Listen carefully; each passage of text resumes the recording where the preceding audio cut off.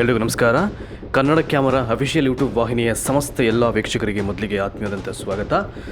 ಸಾಕಷ್ಟು ದಿನಗಳಿಂದ ಕೋಟಿಗೊಬ್ಬ ಯಾವಾಗ ಬಿಡುಗಡೆ ಆಯಿತು ಅಲ್ಲಿಂದ ಇಲ್ಲಿವರೆಗೆ ಅನೇಕ ವಿಡಿಯೋಗಳನ್ನು ಆ ಚಿತ್ರಕ್ಕೆ ಸಂಬಂಧಪಟ್ಟ ಹಾಗೆ ಮಾಡ್ತಾನೆ ಬಂದಿದ್ದೀನಿ. ಆ್ಯಂಡ್ ಇವತ್ತು ಈ ಕೋಟಿಗೊಬ್ಬ ಸಿನಿಮಾದ ಯಶಸ್ಸಿಗೆ ಸಂಬಂಧಪಟ್ಟ ಹಾಗೆ ಪತ್ರಿಕೆಯಲ್ಲಿ ಒಂದಷ್ಟು ಒಳ್ಳೆಯ ಬರಹಗಳು ಬರ್ತಾ ಇದೆ. ಅದರಲ್ಲಿ ಭಾಳ ಪ್ರಮುಖವಾಗಿ ಇಲ್ಲಿರ್ತಕ್ಕಂಥ ಈ ಸಿನಿಮಾದ ಬಗೆಗಿನ ಒಂದಷ್ಟು ಲೈನ್ಸು ತುಂಬ ಚೆನ್ನಾಗಿದೆ. ಹಾಗಾಗಿ ನೆಚ್ಚಿನ ನಟನ ಸಿನಿಮಾ ಯಶಸ್ಸಿನ ಶಿಖರವನ್ನು ಏರ್ತಕ್ಕಂಥ ಸಂದರ್ಭಗಳಲ್ಲಿ ಈ ರೀತಿಯ ಒಳ್ಳೆಯ ಸುದ್ದಿಗಳನ್ನು ಕೇಳೋದು ಅಥವಾ ಓದೋದು ನಿಜವಾಗಲೂ ಅವರ ಅಭಿಮಾನಿಗಳ ಮನಸ್ಸಿಗೆ ಮತ್ತಷ್ಟು ಹಿತವನ್ನು ಕೊಡ್ತಕ್ಕಂಥ ಒಂದು ವಿಚಾರ ಅದು. ಹಾಗಾಗಿ ಭಾಳ ಅದ್ಭುತವಾಗಿ ಹೇಳಿದ್ದಾರೆ ನೋಡಿ. ಮತ್ತೆ ಗೆದ್ದ ಕೋಟಿಗೊಬ್ಬ ಅಂತ ಅಂದ್ಬಿಟ್ಟು ಬಾಬು ಜೇಬು ತುಂಬಿತು ಅಂತ ಭಾಳ ಚೆನ್ನಾಗಿ ಸ್ಟೇಟ್ಮೆಂಟ್ ಹಾಕಿದ್ದಾರೆ. ಅಂದರೆ ಸೂರಪ್ಪ ಬಾಬು ಅವರು ಆ ಸಿನಿಮಾವನ್ನು ಪ್ರೊಡ್ಯೂಸ್ ಮಾಡಿದ್ದು.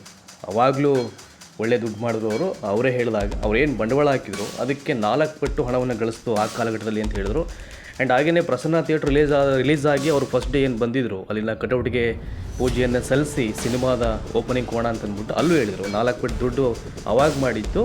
ಆ್ಯಂಡ್ ಇವಾಗ ನೋಡಿದ್ರೆ ಅಷ್ಟು ದುಡ್ಡು ಕೇವಲ ಒಂದೇ ಥಿಯೇಟ್ರಲ್ಲಿ ಬರ್ತಕ್ಕಂಥ ಎಲ್ಲ ಲಕ್ಷಣವೂ ಕಾಣ್ತಾಯಿದೆ ಅಂತ ಅಂದ್ಬಿಟ್ಟು ಅದರ ಅಬ್ಬರ ಆರ್ಭಟ, ಒಂದು ಕಂಟೆಂಟು, ಆ ಸಿನಿಮಾದ ನಾಯಕನಿಗಿರ್ತಕ್ಕಂಥ ಒಂದು ಫ್ಯಾನ್ಸು, ಅದು ಇವೆಲ್ಲವೂ ಮುಖ್ಯ ಆಗಿಬಿಡುತ್ತೆ ಸಿನಿಮಾಗೆ. ನೋಡಿ ಇಲ್ಲಿ ಏನು ಈ ಪತ್ರಿಕೆಯಲ್ಲಿ ಬಂದಿದೆ ಅಂತ ಅಂದ್ಬಿಟ್ಟು ಭಾಳ ಚೆನ್ನಾಗಿದೆ.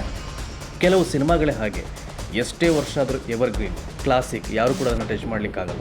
ಅದೇ ಕಾರಣದಿಂದ ಅಂತಹ ಸಿನಿಮಾಗಳು ಮರುಬಿಡುಗಡೆಯಾಗಿಯೂ ಜನಮನ್ನಣೆ ಗಳಿಸುತ್ತವೆ. ನೋಡಿ ನಾನು ಇಲ್ಲಿ ನಿಮಗೆ ಓದ್ತಾ ಇರುವಂಥದ್ದು ಭಾಳ ಚೆನ್ನಾಗಿದೆ ಟೈಟ್ಲ್ ಅದು.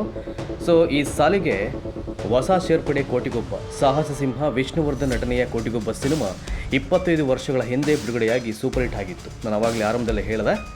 ಈಗ ಆ ಚಿತ್ರವನ್ನು ನಿರ್ಮಾಪಕ MB ಬಾಬು ಅವರು ಮರುಬಿಡುಗಡೆ ಮಾಡಿದ್ದು ಮತ್ತೊಮ್ಮೆ ಹಿಟ್ ಲಿಸ್ಟ್ ಸೇರಿದೆ ಅಂತ. ನೋಡಿ ಅವ್ರಿಗೆ ಮುಂಚೆ ಬಾಬು ಅಂತ ಇತ್ತು, ಮುಂಚೆ ಎಲ್ಲ. ಬಟ್ ಸೂರಪ್ಪ ಸಿನಿಮಾವನ್ನು ಪ್ರೊಡ್ಯೂಸ್ ಮಾಡಿದ ನಂತರದಲ್ಲಿ ಅವರ ಹೆಸರಿನ ಹಿಂದೆ ಸೂರಪ್ಪ ಬಾಬು ಅಂತಕ್ಕಂಥ ನೇಮು ಶಾಶ್ವತವಾಗಿ ಸೇರ್ಪಡೆ ಆಗುತ್ತೆ. ಅವರೇ ಒಂದು ಇಂಟರ್ವ್ಯೂನಲ್ಲಿ ಹೇಳ್ತಾರೆ, ನನಗೆ ವಿಷ್ಣು ಸರ್ ಕೊಟ್ಟಂಥ ಒಂದು ಬಹುದೊಡ್ಡ ಉಡುಗೊರೆ ಏನಪ್ಪ ಅಂದರೆ ಅದು ನನ್ನ ಹೆಸರಿನ ಹಿಂದೆ ಆ ಸೂರಪ್ಪ ಅಂತಕ್ಕಂಥ ಟೈಟ್ಲು ಏನು ಸೇರ್ಕೊಳ್ತೋ ಅದು ಎಲ್ಲ ಕಾಲಕ್ಕೂ ನಾನು ಇರೋವರೆಗೂ ಇರುತ್ತೆ, ಅದು ಅವ್ರು ಕೊಟ್ಟಂಥ ಗಿಫ್ಟ್ ಅಂತ. ಅದು ಒಬ್ಬ ಪ್ರೊಡ್ಯೂಸರ್ ನೆನೆಸ್ಕೊಳ್ಬೇಕಾದಂಥ ಒಂದು ರೀತಿ ಅದು.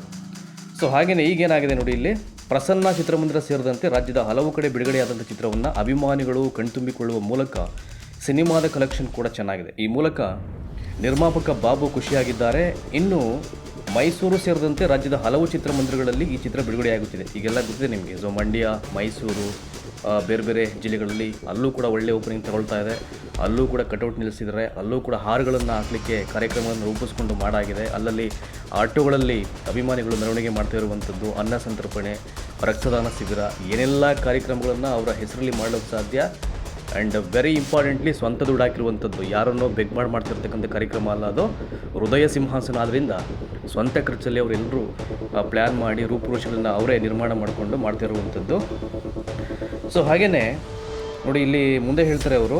ಹೊಸದಾಗಿ ಬಿಡುಗಡೆಯಾದ ಚಿತ್ರಗಳು ಪ್ರೇಕ್ಷಕರನ್ನು ಸೆಳೆಯಲು ಹಿಂದೇಟು ಆಗ್ತಾ ಇರತಕ್ಕಂಥ ಈ ಟೈಮಲ್ಲಿ ಕೋಟಿಗೊಬ್ಬ ಚಿತ್ರ ಮತ್ತೊಮ್ಮೆ ಹಿಟ್ ಲಿಸ್ಟ್ ಸೇರಿದೆ. ಈ ಮೂಲಕ ನಿರ್ಮಾಪಕರ ಜೊತೆ ಚಿತ್ರಮಂದಿರದವರು ಕೂಡ ಖುಷಿಯಾಗಿದ್ದಾರೆ. ಅವರೇ ಹೇಳಿದ್ರು ಪ್ರಸನ್ನದಲ್ಲಿ, ನನಗೆ ಈ ಥರ ಸಿನಿಮಾಗಳೇ ಸಾಕು, ನಮಗೆ ಹೊಸ ಸಿನಿಮಾಗಳೇ ಬೇಡ ಅಂತ. ಅಂದರೆ ಯಶಸ್ಸಿನ ಮಟ್ಟ ಆ ಲೆವೆಲ್ಗಿರುತ್ತೆ ಅಂತ. ಅಂದ ಹಾಗೆ MB ಬಾಬು ಅವರು ಉಪೇಂದ್ರ ನಾಯಕನಾಗಿರ್ತಕ್ಕಂಥ ಭಾರ್ಗವ ಚಿತ್ರವನ್ನು ನಿರ್ಮಿಸಿದ್ದು, ಆ ಚಿತ್ರ ಕೂಡ ಬಿಡುಗಡೆಯ ಹಂತಕ್ಕೆ ಬಂದಿದೆ ಅಂತ ಹೇಳ್ತಾರೆ. ಮೋರ್ ದ್ಯಾನ್ ಇಲ್ಲಿ ಕೋಟಿಗೊಬ್ಬ ಸಿನಿಮಾದ ಐ ಥಿಂಕ್ ಎಲ್ಲ ಒಂದು ಏನು ಒಂದು ಯಶಸ್ಸಿನ ಶಿಖರವನ್ನೇ ದಾಟ್ತಾ ಇದೆ. ಪ್ರತಿದಿನ ಕೂಡ ಅದರ ಆರ್ಭಟ, ಅದರ ಗರ್ಜನೆ ಯಾವುದೇ ಕಾರಣಕ್ಕೂ ನಿಂತಿಲ್ಲ, ನಿತ್ಯ ನಿರಂತರ ಅದು ಹಾಗೆ ಸಾಗ್ತಾ ಇದೆ.